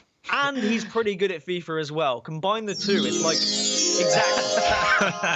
it's like a big. That's the noise he makes when he walks through a door. Does JRA and Ramos beat Tex and Gorilla? Mark, absolutely in not. A fashion show. I mean, that's very true. I mean, I don't think they do. I mean, the thing for me is I thought about this, and I'm stuck between Saudi Arabia, like Buckley said, same 2 players. For the reason also that initial World Championship inspired the likes of Desari and the Nation and all those players to pick up. We probably wouldn't have one without the other. But then I was thinking, like Spencer said, who is the best and what is the highest level I've ever seen people play FIFA at? I would put Desari into that category. I throw back to finals performances where he smashed the likes of Maestro, who has had like this incredible tournament. He gets to a final and Desari just wipes the floor with him. And it's like, wow, this guy is... when he's on form, he is untouchable. But the best individual games of FIFA that I've seen have come, in my opinion, from Gorilla, and they have come from Tex. And I think for me, I have to go with that just because of the fact, like you say, at the very, very height of their game, the best they've ever played, I don't think there's many people who could beat them in their, and I don't want to say respective eras as well for Gorilla, because you look at the standings there, he's still incredibly high up the table in FIFA 20. But peak FIFA 15, 16, that was, FIFA 17, Gorilla was untouchable at times. And I think you have to give a lot of credit to that, which kind of gets stuck in the modern day a lot. But Gorilla at that time was unreal. And I think Tech's record-breaking season with 7 trophies last year, you can't argue with that. So in choosing our teams, I think we need to clarify, maybe Spencer, you can help me out with this, whether we're going to go with the player in their prime or the player overall, because consistency is kind of key then, right? Well, that's part of the whole GOAT debate, right? The whole GOAT debate is about consistency or one-off performance. And I think to be a GOAT, you have to be consistent. Yeah, greatest of all time has to be about what you've done over an era, for sure. I think in this suggestion, Gorilla and Tex have both been very good over a period of games. But I think if we're talking about the best duo, you're talking about maybe the best possible partnership, theoretical, if you could take people from different times to put into one event. If that's what we're talking about, I think consistency maybe is less important in this debate. Brandon, how do you define GOATs and who's your duo? Oh, to be honest, yeah, I mean, it's at this point I've got to try and mix up a little bit. I think first and foremost, in any of these duos, you have to have a world champion in there, someone that has won a world championship, because you can win a number of majors, and of course that's a fantastic achievement in the day and age we're in now. And we've got 6 FUT Champions Cups and FIFA majors alongside it, and what Tex has been able to do. And Mark's talking about the years of Gorilla's dominance, but then you also got to look at Bruce Granick as well. Before the times of Ultimate Team and it was head to head, we have to look at Bruce Granick. Him and Alfonso Ramos, only players that have been able to win 2 FIWC, FVWC trophies. And the question is, who do you put with Bruce Granick in that French team? You go Dax, do you go Maestro, or do you go or at the time Vitality Rocky? Won the first so-called FUT Champions Cup at the time, the FUT Championship, when EA really started to get involved in FIFA esports as well. So if we're going off like that, that one peak performance, I'd say Rocky and Bruce Granick for me. Love it. Right. Well, thank you very much for that little chat, guys. We'll be talking more after the break, and we've got match 2, Spain-Portugal, coming up in just 3 minutes.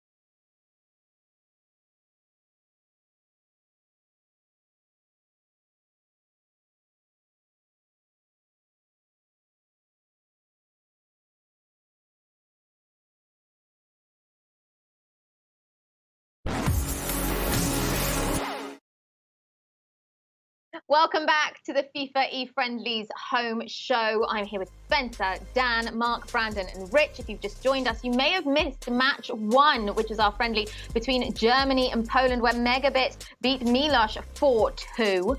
We do have another game coming up for you shortly, though. Spain versus Portugal, as Alfonso Ramos takes on Francisco Cruz. I'm waking up. Right, guys, thank you for the chat earlier regarding GOAT and duos. I know that's going to create a lot of debate online. If anyone online wants to join us, the hashtag is World Cup at Home. Match 2 now, Spain versus Portugal. We mentioned some legends. You mentioned Ramos in our chat there. What can we expect from this match? Mark, tell us. Oh, we can't hear you, Mark. Bear with us 1 second. We're going to fiddle with your microphone. It's my fault. There My we go. apologies. I'm back. It's definitely an interesting matchup. 2 absolute legends and icons of the game, with what they've achieved and really did sort of pave the path, so to speak, for a lot of the players that we watch now. But obviously not in the competitive scene as much, but they will have definitely a few tricks still up their sleeve. I genuinely don't know how it's going to go. That's the beauty of it. And I think national pride certainly is going to be a big thing for both of these players. But I think it's going to be a fun game. That's the most important thing for me. Maybe not as, technically adept as maybe the top tier players right now who are playing like every day, every week, every hour. But this, as I say, still got tricks up their sleeve. It's going to be interesting to see what they still got. Now, Richard and Brandon are going to commentate on this one. We're going to give you a challenge to slide in a word as well, just because it's fun. This time, guys, don't talk about the challenge throughout the commentary, okay? Yeah, we'll try to. Try not to. It's meant to be sneakily just sliding it in. Dan, did you want to pick a word? All right, Brandon, I would like you to get the word shortbread into your commentary. Amazing. Amazing. And Mark, do you have a word for Richard? Richard, I want you to get the word wanderlust into your commentary. Wanderlust. Okay. Wanderlust. We're ready. We're ready. I love it. You ready? Richard, you feeling confident? No, not really, but let's go for it. Can we get a He needs bonus? to taking Google it. what it means quickly, doesn't he? Yeah, I was going to say thesaurus. Wanderlust. Can we have a okay. bonus point if Richard sneaks in an extra shortbread shout as well? Yeah, why not? Why not? Okay, let's take a look at that game now. Is our eFriendly game for you today? Amazing stuff. Thank you very much. And yes, this will be our second game of today's show, Richard. And it's a little bit of a throwback, isn't it? We're looking at two world champions here that, if you go back a number of years, these guys were at, the peak of their game, that high point of their FIFA esports career. Of course, back then it was head-to-head FIFA. It was one man from each nation and more of so-called a World Cup experience to see, what it is now. Probably what we're playing on right now, to be honest, with the 85 rated game mode. That's how you used to qualify for the events when these two players won their titles, Alfonso Ramos and Francisco Cruz. I'll tell you what, you don't lose that FIFA itch. You're playing on a live stream. You're playing an eFriendly for your nation. These two are going to be up for this game.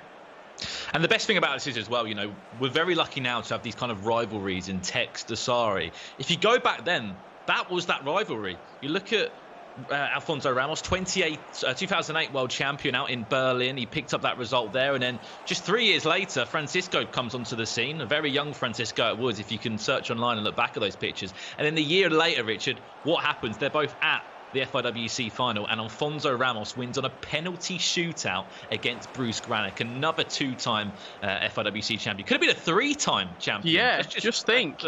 If Granick would have won that penalty shootout, I think it was 4-3 in the end, that Alfonso Ramos won that penalty shootout. If Granick wins that, he's a three-time FIWC champion. There's no debate then.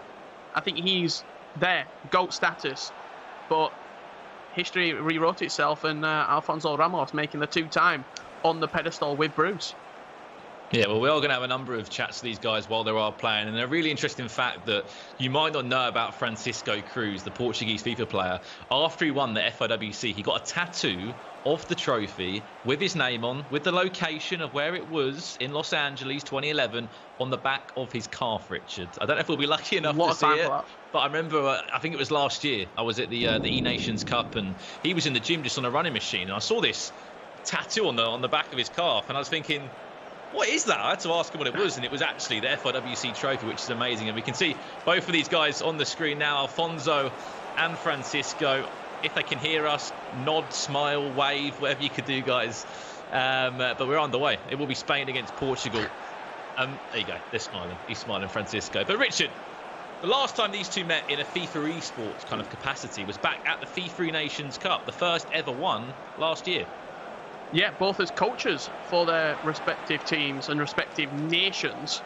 I'm sure we'll get a deep dive into both of the mentality of the coaching life and the professional football life and FIFA life as well as competing at half-time and then at full-time when we get a chance to talk to the two players. It's going to be Spain kicking from right to left for Alfonso and then Portugal from left to right. I think what really interests me about this as well, Richard, we'll talk about the game as it does get underway now. As you said, Portugal kicking from left to right in that red strip and Spain in the away white strip that maybe they don't always start in. But it's how these guys have transitioned which really impresses me. Of course, still playing FUT Champions, still having a little bit of fun on FIFA, of course, competing today in front of us, still representing their nations, but they are still involved within the world of FIFA esports, aren't they? Absolutely. They're sort of icons, really. If you're going to describe them as anything, it would be FIFA icons for their nations, for their clubs. Chance down the left-hand side, but Ricardo Pereira cutting it out. We are doing this completely live as well, so if you do see a little bit of stuttering potentially. So a complete live broadcast. We're all staying at home and it's all around the world right now, so I'm sure the connection will hold up. Yeah, it's a magnificent remote broadcast, Richard, that's been put together. We've got Ramos out in Spain, of course, Francisco in the left bottom corner of your screen out in Portugal. Me and Richard about 400 miles apart in England as well, all here today to bring you this. But yeah, first 15 minutes gone here again. Nothing to really cheer about so far. There's been a handful of chances either way. Maybe Ramos with the better chance or so. And one fact you wouldn't actually believe, in competition, these guys have never played before. Yeah, it's crazy, isn't it, that they've not matched up against each other. Played onto the edge there for Sergio Busquets. We're in the 85 rated game mode. Lovely through ball there to Ozrebal, who smashes it past the goalkeeper. Alfonso Ramos taking the lead here. And you wonder why there was a little finger point. Ramos, 1-0 up. If you can hear us, Ramos. Maybe not, maybe so.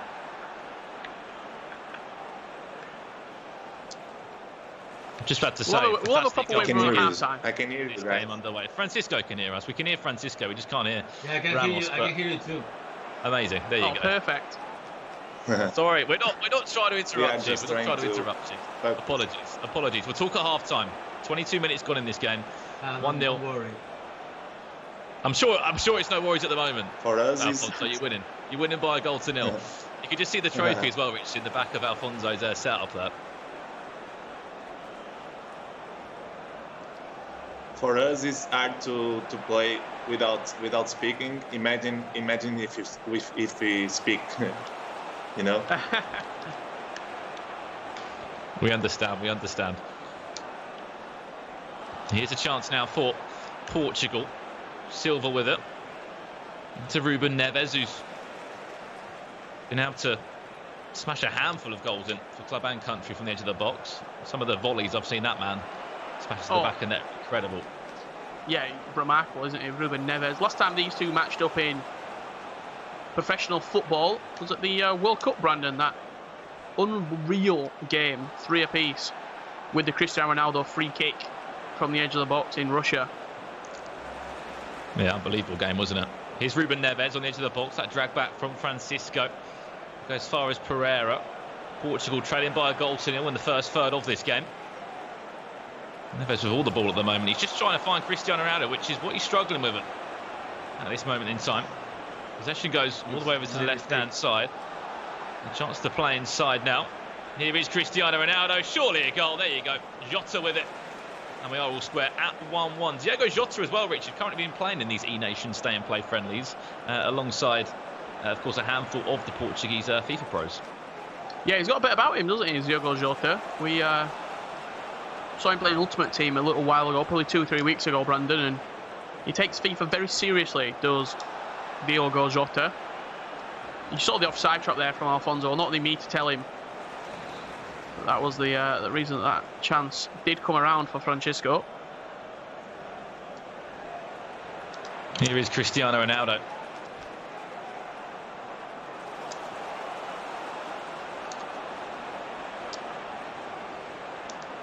Pereira. Is there any way through if he can try and break it up? Ruben Neves again picking up possession 40 minutes into this one. We've been loving keeping possession in the midfield. Can he find Ronaldo? Just lurking in around the box. Jota as well in there. Not defended on the other side by Pablo Alcácer, who's actually back to defend for his team of all players. Morata. Into Asensio. It's a very tall team. But that's one of the things that I'm picking up here. Fabian, Alcácer, Morata, Asensio, all players who are pretty lengthy. Such a different Spanish team as well, Richard. You think back to the heyday of the Iniestas. Torres, Villa. Torres is in there. Casillas in goal. Puyol at the back. Jota now have a chance. I tell you what, Francisco Cruz just broke that defence apart like a freshly baked piece of shortbread. Unbelievable stuff. And he will break the deadlock. 2-1. What a turnaround. Lovely through ball down the line as well. Just whipping it in that near post. Francisco leading 2-1. 2 late goals after trailing 1-0 here. That's going to take us into half-time. Here we go. We can have an actual opportunity to talk to both of you now, guys. Sorry if we did interrupt you in normal time. But Alfonso, first and foremost to you. Talk to us about the game. You're currently 2-1 down, and then we'd love to hear a little bit more about that trophy just to the side of it. I made 2 mistakes in the game because I really tried to use the offside trap. But it's okay because my team was so deep down. I want to steal the ball. But it's okay. Francisco is a very good player, and mistakes are being paid. So it's fine. It's fine. The pair of you must have been at competitions before. Do you have a funny story or any stories for the people watching at home between you two? I think we were talking with Brandon before, and Francisco wants to say something. Yeah. There is a funny story between me and Alfonso in Dubai, where I was defending my title.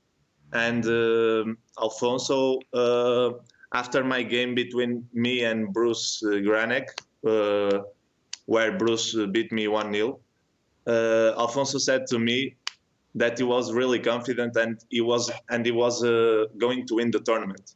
And he was not the favorite on that tournament because in the group stage, Alfonso only made to the knockouts on the last minute between him and Massimo, I think. Alfonso, is that right? Yeah, right. And he said to me that he was going to win the tournament, and he felt so confident that I never forgot about that. He felt amazingly confident, and it was a surprise for me because he almost got eliminated on the group stage, and the fact is that Alfonso made history and won the FIWC for the second time. Amazing stories.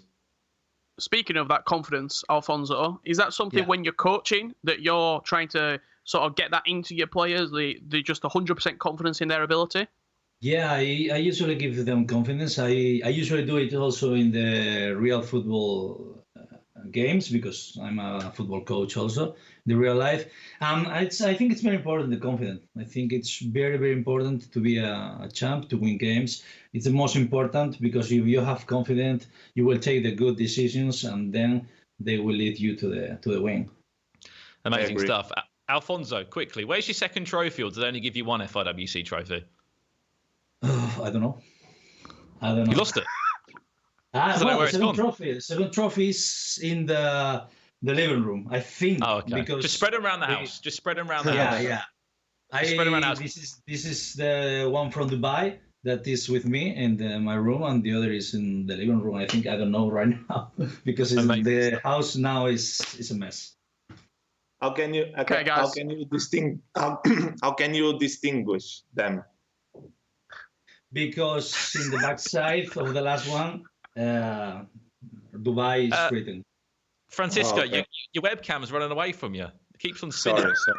I don't know why. There you go. There you go. Right, guys. Let's get into the second half. Let's try and see who's going to be victorious in this game. Office, in my office, I'm at home these days. Understood. That's why.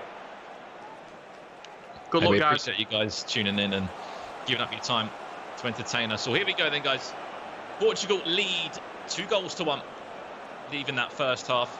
And we're back underway for the second half, Richard. And it was an interesting one, wasn't it? We didn't see too much for the first 20 minutes or so. And then in the space of 15 minutes, we saw 3 goals.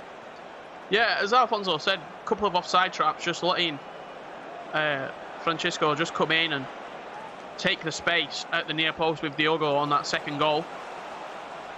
Looking to get us underway, though, here with Espanyol. Here's Asensio back inside. Chance for that equaliser. Well defended by Pepe, of all people. Defended back. As we said, we are playing 85 rated head-to-head mode. Yesterday we saw Denmark, Richard and Fredberg playing forwards in at left back and right back. I don't think we've seen it so far in this game. Chance now for Alba on this far-hand side. It goes into the box. Alcazar, what a save on the rebound. Rui Patricio there, and Pepe to save the day. Unbelievable defending, wasn't it, on the line there? Pepe getting back, scooping it away. Just looking to see. It looks like it's a 4-4-2 in action here for Alfonso. Yeah, I changed 4-4-2 from 4-2-3-1 in the second half. There you go, a little tactical insight into what Ramos has changed. Interesting change as well, Richard, because obviously he was leading by a goal to nil. I'm playing 4-4-2, just like my player of Sporting, Diogo. Yeah, a little word into that as well, Francisco. Now, obviously a coach at Sporting Club de Portugal. What's that been like for you? What's that experience been like? Yeah, it's really challenging, you know, because as Alfonso was saying, is all about giving confidence to the players. It's not about so technical, I think, in esports, because they really know how to play the game. We just have to remember them that they know how to play the game and give them confidence. That's the most difficult thing, I think. I think we saw as well, Richard, didn't we, back at the E-Nations Cup when Francisco was coaching, of course, Sporting at the time, and that chance right at the end, wasn't it, for Diogo, and obviously they went through in the group in the end, but just that drama. I remember seeing Francisco just trying to calm down his players as best as he could. It's all mental in the sort of elite level of FIFA as well. I'm sure the guys would agree with that. Everyone knows how to play FIFA. Everyone knows the tactics and the meta, but it's that mental fortitude, that mental confidence that sets champions away from competitors and contenders. Yeah. As we can see, just 20 minutes left in this game. Absolutely over the moon to have two legends of the FIFA esports scene in our company. Between them both, 3 huge world championships. Alfonso picking up 2 of those. You can cast your mind back to 2008. And of course, 2012. On the other side of that, Francisco picking up the result in Los Angeles, of all places. That was Janos that lost in that final. A player that's still involved in the FIFA scene now. Still up there on the Global Series rankings as well, Janos. Just inside the top 16, I think. Consistency. 16th spot at the moment, doesn't he? On the FIFA.gg rankings. When you think that 9 years ago he was in a grand final and he's still making World Championship finals to this day, that's unbelievable consistency. Probably doesn't get the recognition he deserves, to be honest. We'll talk about after this chance comes in from Bruma of Portugal. Just 40 minutes left of normal time. Francisco, are you surprised that Janos is still playing at such high level? Because, you know, 2011 it was when you guys played in that final in Los Angeles, and 9 years on, Janos still competing at such a high level.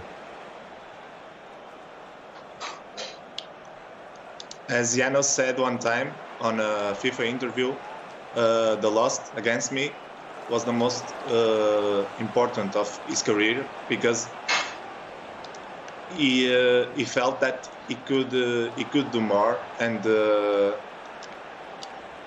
challenge for him is to do it again. So he's trying, and I'm not surprised, because he is really good, and he shows that he's so good being on this level all these years. Amazing. He's such a nice guy as well, Janos, isn't he, Richard? Always got time for everybody. And what a man he is. Always got time for an interview, for some insight. He is, great chap. Are we going to see an equaliser in this here. game? Here's a chance. Into the box, Morata. He's just offside. Timed his run slightly off there. I mean, we had a golden goal yesterday, didn't we, Richard? We had this exact, pretty much scenario, last-minute equaliser from Denmark in yesterday's show. Is it going to be game over, though? This is like an unbelievable chance for Portugal now. Bruma, Ronaldo's also in the box. Is he going to find Ronaldo? Cut back, edge of the box. There's the chance. Cristiano Ronaldo off the post. It ricochets. Somehow just hits the post there. Banking on Cristiano Ronaldo to hit the target. But you've got to remember, it's only an 85 rated Ronaldo. Very highly nerfed compared to his usual stats. Carvajal round the corner, little fake shot into the box. Oh, there's the equaliser. What is it with me and you commentating, Richard, and just seeing 2-2 score lines? Absolute scenes here. You see Alfonso Ramos giving the big celebration. Wonderful celebrations there in this final match of the stay and play friendlies. Ramos always scores on the last minute. He's always got those extra few minutes in him.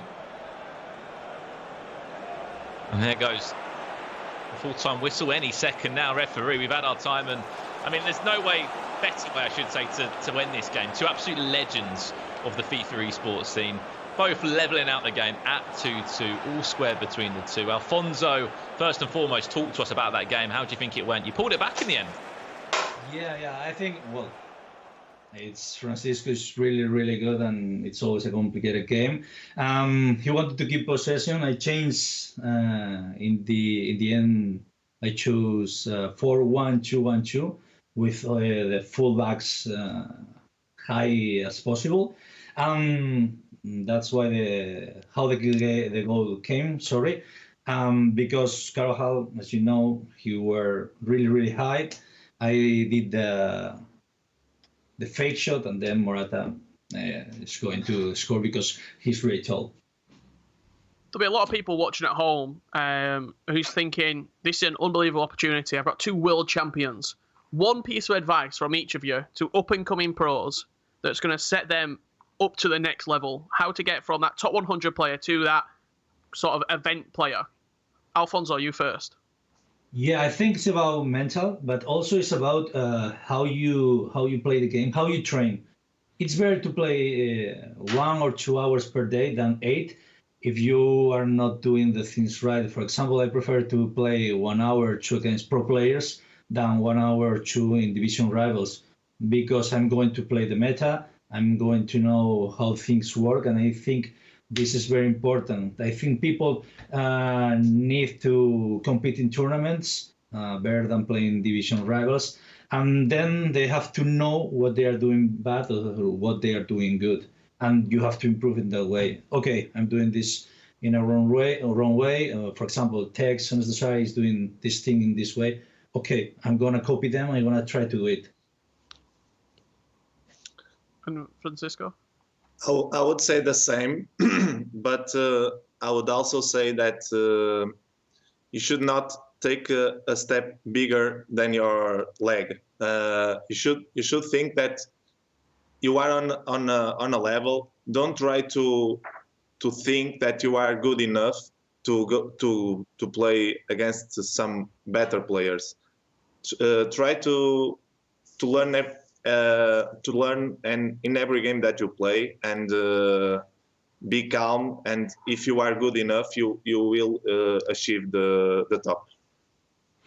Amazing stuff. Well, thank you so much for that game. If you both can just stay there at your setup still, we are going to jump over to Spencer and Layla to break down your match there, that 4-goal thriller. If you guys just stay hold, I think Spencer's going to be coming back and chatting to you soon. But thank you so much, of course, Alfonso and Francisco, for that game. And yeah, over to Spencer and Layla to break down the action. Thank you, too. Brandon, I think I'm going to take those words right out of your mouth. 4-goal thriller. It was absolutely awesome. Here are the highlights. Here are the goals. Spencer, to walk us through. It was not a disappointment at all. The Iberian derby, of course. And you can see Alfonso on the ball here with Spain. Asensio to Alcácer, who goes back to the man Busquets. Great link-up play. A lot of the goals we're seeing in these friendlies have a similar connection, which is this intricate passing on the edge of the box. It's the most effective way to get yourself in on goal on the 85 rated game mode. And now you can see Portugal down the left-hand side here with Francisco. Ball in, good through ball, an extra pass in the middle. Even when you've got Cristiano Ronaldo on the ball, still worth playing the extra pass, in this case to the man we saw playing FIFA himself yesterday, Diogo Jota, who scored it. So 1-1 now, and despite being 1-0 down at one point, we do see Francisco get back on top here with another goal for Diogo Jota at the near post. But it was the last minute of the game that saw the legend from Spain, Alfonso Ramos, with I think a cheeky nutmeg from Carvajal there. Great ball into Morata, who heads it home to get the equaliser, and definitely did not disappoint in the Iberian derby between Portugal and Spain. Great game there. You can watch that game if you missed it over on FIFA.gg and all the other friendlies that we've been having there as well. Now, Spencer, I believe you're going to chat to the two players a little more. I loved what Francisco said about how the majority of his job is just reminding players that they can play the game. Do ask him a little bit more about self-belief and confidence in players, because I find that super interesting too. Yeah, thanks, Layla. Yeah, I wanted to chat some more with you guys because it's an absolute privilege to have you both. Obviously, we've mentioned that you're long-serving stalwarts of the scene. You've been around a long time. Francisco, starting with you, one of my earlier memories of interaction with you is when we hosted what at the time was this kind of haphazard world's first tournament between clubs. So what we did is we hosted an event along with the team I support, West Ham, at West Ham's brand new London Stadium at the time. We invited a load of people from different clubs in Europe to come over and play this tournament. We kind of made up on the spot a way of playing it. It probably felt quite unorganized from you. I don't know if it did, Francisco, but you were obviously over there with Sporting. We had loads of different guys from different countries. We had a few English teams, obviously West Ham, Man City. We had a couple of the German clubs. It was really the first. I mean, obviously since then we've seen things like the E-Club World Cup really take that idea and run with it and really establish it. But my question to you is, as someone who's been around the scene for a long time, you talked about your win in 2011. We're talking about these slow improvements in the scene in terms of tournaments. How does it feel to, one, be a part of that growth, but also to see where it's gone from and where it's come to? First of all, I think the tournament was well organized.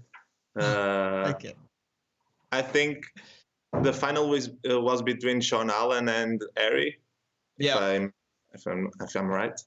And talking about the growth of esports, it's always I would say we are just a little bit jealous, because when we won, there was no how should I say, just say the prize money was not good enough as this one, and that's the thing that we think more, I think, because now the money is always important, but it's always nice to see the clubs entering on esports. I think that was the key moment when some big organizations started to enter on the scene, because it gave to the players some stability that they didn't have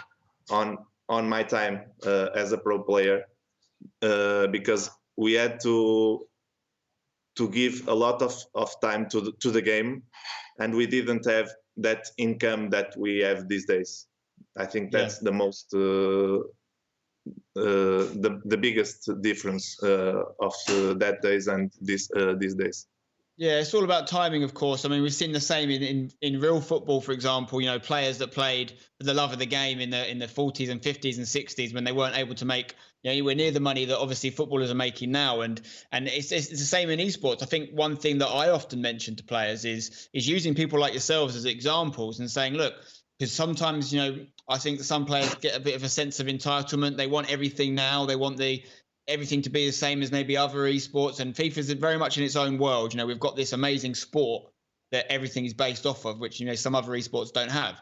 And I think people need to be a bit more patient. I'll often say to people, look at the examples of these guys who aren't getting the opportunities you have because of purely just down to timing, and remember that, and also remember that they're part of the way for you. What you guys have done has allowed these opportunities to exist. So I think a lot of people owe you a debt of gratitude. Alfonso, I've got a bit of a question for you. I heard a rumor on the grapevine that you once played a game of FIFA against a certain masked FIFA player, I think he was called. I don't know anything really about him, but I heard that you actually lost to him during the 2013 FIFA Interactive World Cup, and he actually has your shirt now. from that tournament, and it says to FIFA player, "You're the real world champion, Alfonso Ramos." Can you confirm these crazy rumors? Yeah, I can confirm. Can you tell us more about what happened? I think the match was West Ham against other team, and FIFA player won 2-1. I think in the second day of the competition, in the whole of the hotel, if I'm not wrong. But it's okay. It's okay. I actually heard, obviously I'm speaking in the third person here because I don't really know FIFA player, but I heard from FIFA player that he feels quite guilty about it because you had won all your games, I think, in the group stage that day. You were doing really well in the tournament and you were going to potentially become, I don't think you were a two-time champion at this point, were you? Or were you looking to become the two-time champion at this point? Yeah, I look to become the third-time champion, yeah, because I think that year I was playing really, really good. But it was kind of unlucky in the group stage because the second day was terrible for me. I missed a lot of chances in 3 matches and I couldn't go through. But it is what it is. It's football. It's FIFA. If you don't score, you won't go through. Yeah. Anyway, it was a great moment in the FIFA player's career. Certainly a high for him to be able to beat a world champion. Thanks to Andy Carroll for providing that goal for West Ham. But listen, guys, last thing I want to say to you, obviously, is stay safe where you are. Look after yourselves. I know that, obviously, all the countries in the world are being affected quite hard by right now, but Spain especially, much like the UK, Alfonso, is in troubled times at the moment. So how are things over there and how are you keeping safe? Yeah, I'm holding on. My family are good. My friends are good. I'm holding on. It's been, I think, 44 days at home. I only went out 3 times to go to the supermarket, but I'm holding on. I'm doing things. I'm studying. I'm playing, of course. So I'm trying to keep me busy. And that's all. Let's pray for this to end soon because I want to see my friends. I want to go back to the football pitch and enjoy. So let's see. But now we are in difficult times. We have to listen to the rules and the recommendations that our governments are given to us. And hopefully it will be end soon. Definitely, yeah. And Francisco, all of our thoughts are with you guys in Portugal as well. Thank you to both of you for joining us. Stay safe. Thank you. Thank you. Thank you, Spence. What a great chat. I wonder whether potentially that shirt could still be at your house, Spence. Is that there? Have you got it? Not my house. It's nothing to do with me, Layla. Well, it might be left there. Someone might have accidentally left it there. What a man. No, I mean, FIFA player has it at his house for sure. I know that for a fact because I heard at it his, on not Twitter. at yours. Yeah, not here. So no. we can't see that no matter it's what. It's not within like 3 meters of me right now. Definitely not. No. Great chat, Spence. I really enjoyed that. Thank you. We're gonna have really great and insightful. We're gonna have another chat now. Diogo Pomba is on the line. Diogo, are you there? Hi, can you hear me? Yes, we can hear you loud and clear. How are you? Yeah, I'm fine. I'm really upset because of all this situation, but I'm trying to be calm and as much as I could expect it to be happy, of course. I can completely understand that emotion. With you saying that you're trying to be calm, walk us through what kind of thing are you doing to keep yourself busy during this time, and how are you mentally trying to stay calm?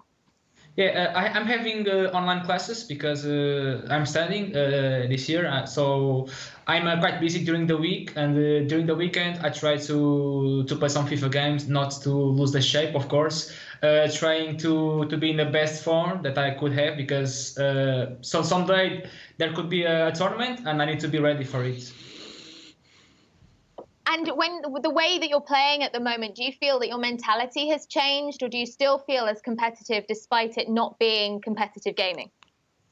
I think my mentality is the same because I want to be better in each of the days. I know we pro players really miss the pro events. That's why we play. That's why we love to play FIFA, because we really miss the pro events and the points that we earn there, and of course the money. It's bad because there is no current tournaments live, so we need to be calm. We need to keep practicing because we don't know when the situation will calm down and when we will be more tournaments to play. So I think our mentality for the pro players to be focused on the game, not to lose our form, to be as much better as we could be. Tuga, in FIFA 19, you kind of defined the meta at one point, quite a defensive style that you had, and us analysing the gameplay, we always have to be honest, and I have sometimes said that you're a very defensive player, and that's no disrespect to you, but how do you personally as a professional kind of react to pundits and analysts kind of saying, well, he's a defensive player or he doesn't do some things attacking like some people might want to see? As I told in a previous interview with Jimmy Connor, I think, I told in that interview that I would prefer to be called a good defender rather than a good attacker. Because I think and I really love to not concede goals. I prefer to not concede goals than like winning games at 5-4, because I know I'm good at attacking, but I'm bad at defending. So I try to always improve in my defensive style. I like to play games with pros that they're always attacking and me defending, because I need to be consistent and I need to be confident in my defense, because I know it's easier to attack than to defend. So I think for me it's better to learn the defense, because the attacking side will be natural for me to score goals. So I think I'm feeling good, because I'm defending well, not only in FIFA 19, as you said, but also in FIFA 20, and I hope to be named like a good defender throughout these FIFAs. Yeah, amazing stuff. And just to butt in and just ask a quick question, we spoke a lot about memories on the last few days here on these shows. There's the sound. What's been your best memory in FIFA esports? I think for me, I spoke about yesterday, that win, Tuga, in the E-Nations Cup last year. I've never seen a more happy and big celebration than you gave us in that, of course, the E-Nations Cup final. What's been your best memory so far being involved in esports?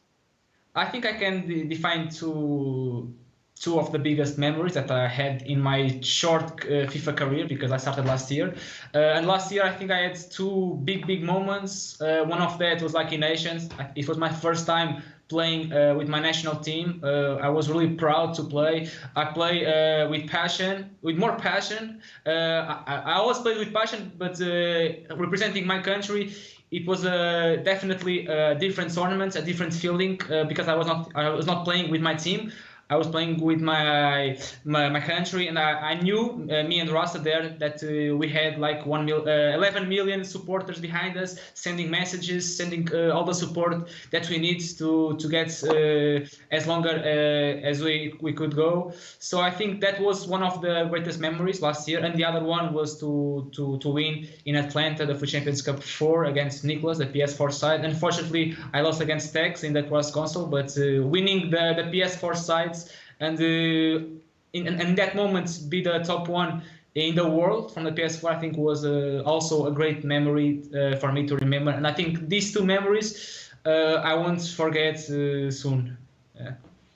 A quick question for you, Tuga, as well, from Onset here. I hope you're well, hope you're staying safe. Just a very quick question to ask. Who are the players that you have looked up to and got you into competitive FIFA? We've just had two icons of the game playing a friendly game right now. Who are the players that kind of inspired you to pick up the sticks and really take it to the next level? Of course, one of the FIFA players that I admire a lot is Francisco, who is playing right here against Alfonso Ramos, because he is a former FIFA Interactive World Cup champion. I think that was a really achievement for him and for the Portugal scene, because it was the first one to get the trophy. And also some good players in Portugal, because since last year and before that, I wasn't even as good as I am now. So I think I'm inspiring in the pro Portugal players like Rasta Arthur and some old Portuguese FIFA players to improve myself and to be better every day. And I think those players for me inspired me a lot, and to be better throughout the days and throughout these FIFAs. Tuga, thank you so much for speaking with us. Really appreciate your time today. Stay safe. Thank you, you too. Thank you. Great chatting to him.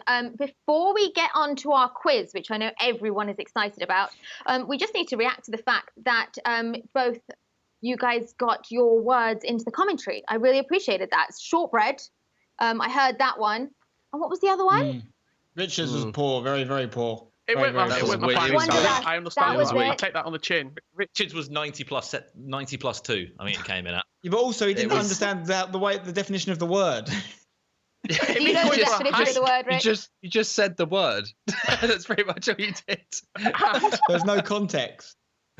So for that reason, Spencer, I'll allow you. Yeah, the winner is going to be this man. That is a goal. Well done, Brandon. Congratulations. Well done, Brandon. Well done for sliding it Well in. done, mate. Okay, we are going to go into our quiz, which we are, of course, taking extremely seriously. Let's take a look at the standings at current, because there is a debate to be happening. Brandon Smith is in first place, equal alongside Richard Buckley and Spencer Owen, with Dan Gaskin and Mark Hatcher trailing behind with only 1 point. Now, Mark, there's a little bit of a story here, because yesterday I tweeted Moaba, obviously with one of the questions we asked, what was the pet that Moaba has? The answer was cat, but Mark, you seem to have a debate around that answer. Well, the answer is Python. And Mo Alba has actually he's confirmed this on Twitter for us. You can see it there. You know, that photo was taken at a very recent holiday that he went out to. That's straight from the mouth of Mo Alba. That's straight from his official Twitter account. Give me the point. I'm not here to argue about it. I'm here to tell you to give me the point. I deserve it. Nobody else knew he had a Python. This It looks like something out of the Tiger King, that picture. Yeah, a little bit. So badly If you give edited. him a point after robbing me of the point yesterday, I will be thoroughly disappointed in you. I need to Wasn't bring just this you. up. Dan Give me the Gaskin point. actually messaged us after the show to complain about the points taken off I him. should be top. I should get that point and the Python. I should be on 3 points. Layla, Look, you're losing Moaba control of this quiz. confirmed it. I am. I'm losing control of this quiz. Moaba confirmed it, but I'm not going to accept that photo, that poorly edited photo as proof. So he is not getting that point. I'm sorry, Mark Hatcher. The standings stay as they are. We are going to begin the second part of the quiz. You have another chance to pull it back, Mark. Sit forward on your seat, please. Let's take this seriously. Everyone, pen and paper to hand. Let's take a look at the first question. You guys at home can join in as well using the hashtag World Cup at home. I'm going to pull them up here right now. So the first question, other than German and English, so apart from German and English, what language can Dull and Mike speak? Other than German and English, what other language can Dull and Mike speak? Oh, Brandon, I love your face there. Immediately, Brandon has no idea. Next. I don't know this. Richard, you're looking confident. I know Hold it. on, my brush is too big. What's going on here? Hold on. Are you painting your answer? What do you Well, mean? I'm using my very iPad, artistic. remember? I don't think hashtag Harry's the Is that answer. hashtag Harry? Yeah. What Well, is that? I think That that's was the from answer, that was mate. from yesterday. Although he does speak his own language, that boy. Oh, God. I love my brush is too big. Okay, so other than German and English, what language does Dull and Mike speak? If everybody is ready, Spencer, have you finished your essay? I've got a wrong answer. Yeah. Okay, please reveal your answers now. Sign language. What's Harry? What? Oh, you've written sign language. Deepish. I don't know what that is. And Spencer's gone for Austrian. Dan, Brandon, and Mark is correct. He speaks Let's sign go. language. Dan, he's not right. He wrote He deepish. does sign This is language. an outrage. Deepish, I got the point. sorry. I got the point. Richard, You heard Brandon, it. and Mark. No, that's my error. I said that wrong. Sorry, Dan. You don't you get tried it. to take a point Richard, off me Brandon, again. and Mark. I'm going to need production to help me out with counting points here because math is not my forte. But Someone might does the have the correct deepest answer was sign language. Well done. Right, question number 2. Who was the first ever winner of the... Is this correct? Yeah. Who was the first ever winner of the FIFA Interactive World Cup, formerly the FEWC? Oh, So the I was supposed to first- say. If Brandon doesn't know, I've First got ever no winner. chance. I know it's a bit of a. I can't really tell you. It's a bit of a long barrel name, this one. It's a four. There's four names to the thing. Yeah, you're right. He's Brazilian. Well, you But I can can't remember his Cruz, name. I've got it. Stop googling it, Brandon. So, is somebody Googling? Disqualified. Richard looks like he's in front of a computer. Well, we're all in front of computers, We're Layla. all in That's what's happening. computers. So true. Oh, right, okay. guys, I'm ready for you to I reveal can't your argue answers, enough please. The first just ever looked winner at of you the FIFA about it. Interactive There you World go. Champion World Cup. I think. Oh, Richard, read to me what you've I written. got halfway there. I just put don't know. Don't know. Right. So I think none of you have got this right, if my reading I is think Dan correct. got it right. I've got Dan's got it Thiago right. Carico de Avezado from Brazil. So none of Yeah, you but got he it goes by correct. Ronaldinho to his friends. I thought that was the true identity of FIFA True. player. That's what I thought. Can we run with that? I'm going to give you Spence. I'm going to give you that. No, no, you're not. This is No, you're absolutely not. I am Yeah. not having this. Why not? His This friends is the by most- Ronaldinho. Everyone knows that. You know what? Everyone Points are knows that. arbitrary. I'm giving someone a point because I can't go through this with no one getting any points and you all getting everything wrong. So that will think it's the drive right me thing to to get do. the next one right. Okay, next question. I love this. Points are arbitrary now, guys. Who held a Twitter poll? Oh, this is good. Which got over 7,000 votes asking whether or not he should go to sleep before watching the Tyson Fury fight. Oh, easy. Oh, really? That was rich, wasn't it?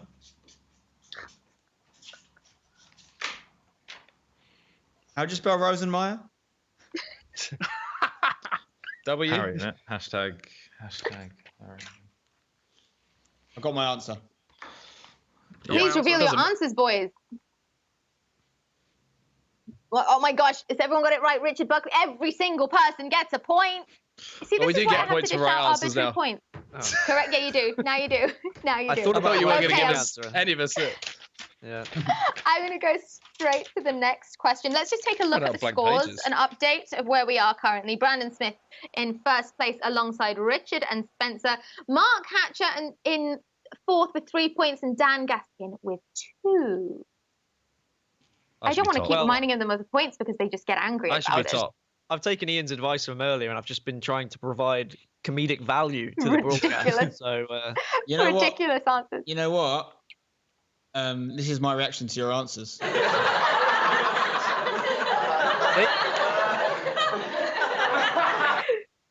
Okay, here's a question you can take really seriously because I think you guys should nail this. I want you to name the fastest and slowest player on FIFA 20. well, this is a very difficult question, Layla, because there are a lot of ins Speed and outs. rating and So many acceleration. players. But are we talking? We talking with Speed chemistry? rating and acceleration together. You can do this. Said in the most Without patronizing chemistry voice you've ever heard. Slowest. Oh, jeez. No idea. Genuinely no idea. Oh. There is 1 point being Right, dished I've got out one for fastest. for the fastest and 1 point being dished out for the slowest if you get it correct. Is this base I've got card? 2 Oh, names. I'm going with must this. be. I've got reasoning. Icon included. I am ready for you to reveal your answers. Just go with it, guys. Slowest. Hold on. Ready? Hold on. There's no hold on. The Right. question master has told us to do it, Dan. Have some respect Yes, for the going. reveal your competition. answers now, please. Okay. That's Mbappe and Bayo I went with. Slowest. You can see that. Guys, I'm really surprised. I can't read these all very well. I'm really surprised none of you have gone for more Just went for a goalkeepers. typical kind of English. Okay, so the fastest is Adama Traore. Traore. Speed rating of 97, acceleration There of you go. 96. The slowest, you've gone for Akinfenwa. I can't see your answers anymore, but my production will help me with the points there. The slowest is Horacio Ramirez, speed rating of 11, acceleration of 14. So who got a point? Who got that right? I got Adama Traore, fast Adama Traore. You got Traore. 0. Dan? But he got a gold upgrade. I got none because None. this question was Brandon, a trick none. question again, Layla. Yeah, you're going to complain. Just Goalkeeper keep shouldn't be complaining. allowed. I got none. I'm going to hit you with another Wait. question. Are you ready? Wait. Zero, nothing. I've just Team of googled the year, something. Mbappe. Team of the year Mbappe has got 99 acceleration, Thank 99 you. sprint speed. Base Thank items. you. Base items. Base not items. That was special your Base question. item Traore doesn't. Obviously. He's a silver. Yeah, but there's like 99 rated like Ibrahimovic for pace. Doesn't mean he's But got base that. Tomorrow we're item That's going to special. Traore take is that silver. further. I'm going to take It is control of rapid. this. I just want to confirm 97. where we are currently. Let's have a look at the scoreboard. Yeah, We are eat running it. out of time, Eat so I'm my going to duck. leave it here. And currently, Spencer Owen is in first place with 5 points. That 1 point that I gave him clearly would have made no difference whatsoever.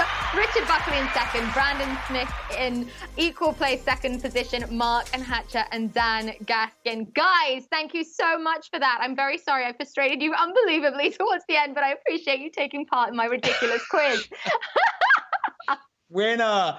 This is what I think of Dan Gaskin.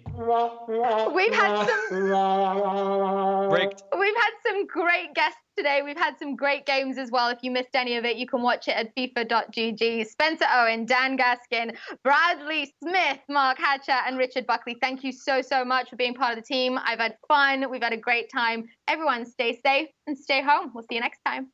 Bye. Yeah.